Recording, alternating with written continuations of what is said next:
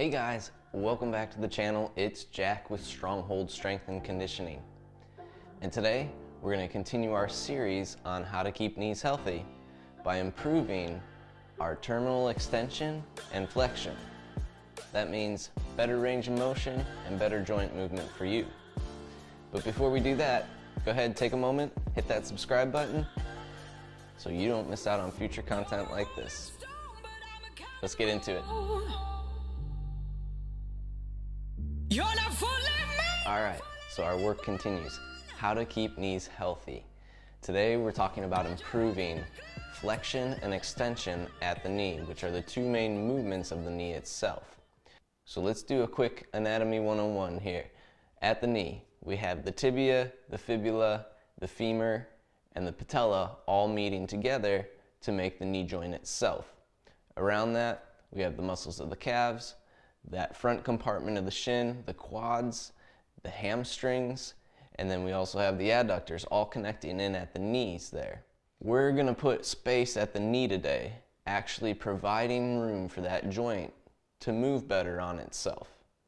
What happens often is the tissues around the knee tighten up so much that the knee gets ground on itself, constantly put under pressure.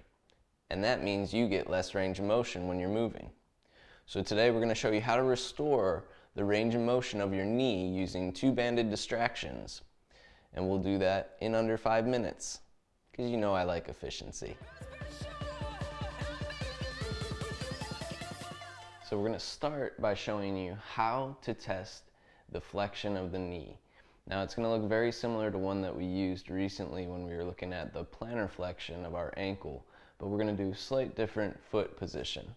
So today we're going to put our toes tucked under, and I want to make sure all my toes are tucked under, even my small toes, so that they're actually getting bent a little bit here into extension. And then from there, I'm going to sit as deep as I can right between those heels. Now for the plantar flexion, we had the foot flat here, but we're actually looking at how far we can push that heel into the glutes, okay, and the pressure that I actually get right around the top of the knee here in that low quadricep range and where I'm limited. So right now I'm sitting right between those heels a little bit, getting some depth, okay, but the toes are tucked under, looking at extension of the toes as well as that flexion of the knee here. Test number 2, we're looking at extension of the knee, okay, and it's called terminal extension. So what I want to do is sit up as tall as possible here, and I'm going to place my hands right behind the knee here just to kind of give you an idea at first. Eventually we're going to take those out, but I want to smash the back of my knee into my fingertips here. And what you should notice at my heel is that from flexing my quadriceps and pushing the back of the knee to the mat, I'm actually lifting my heel from the floor. That is full extension of the knee. That allows me full extension of the leg in that position if I'm able to truly pick up those heels from the mat. Alright, so the very first exercise we're going to start with is going to be flexion gapping of the knee using a resistance band.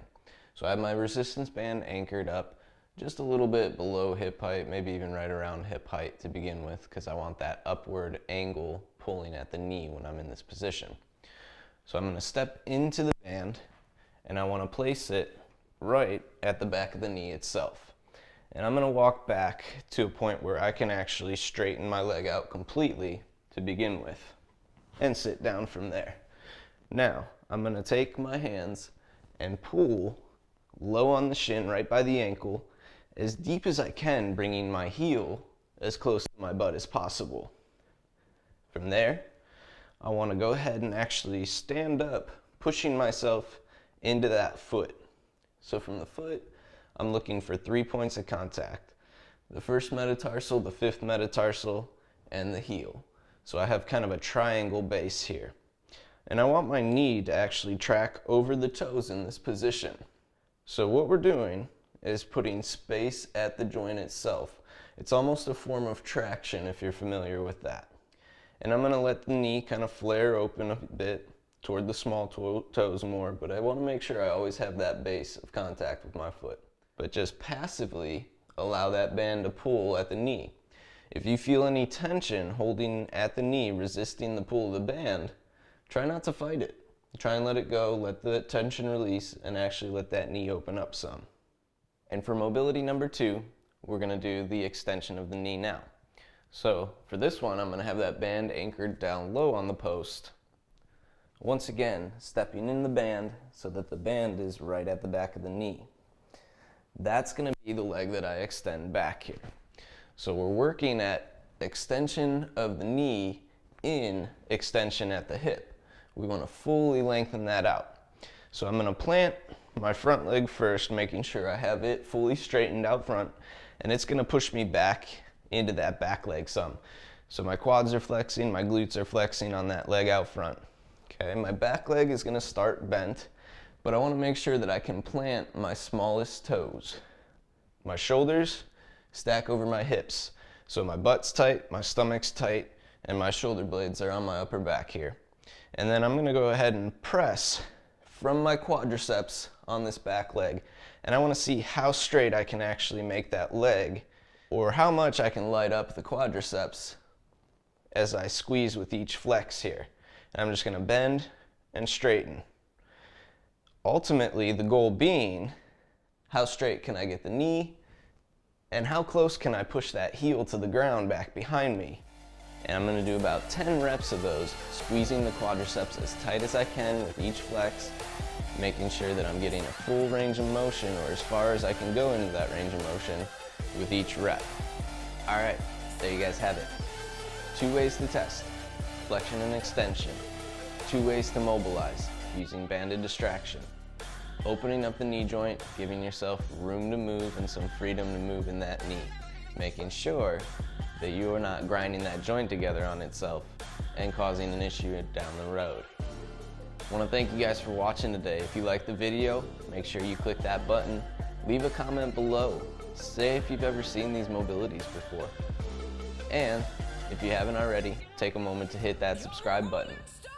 If you guys need something a little bit more tailored to you, make sure that you take a moment to stop by our website and fill out that coaching inquiry.